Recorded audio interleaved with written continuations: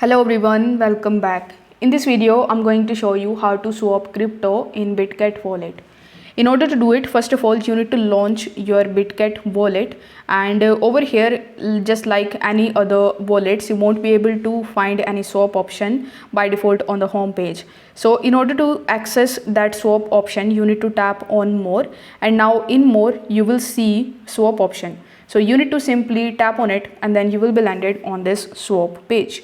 Now over here you just have to select the pairs, like if you want to swap from USDT to BNB, you will have to keep it as it is, or if you want to make any changes on it, you just have to simply use that, and basically you will have to select the pairs from to.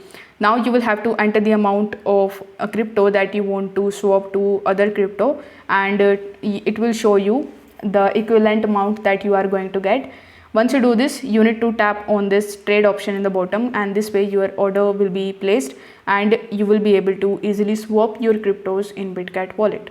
If this video helped you out, give it a like and subscribe to the channel. Thanks for watching.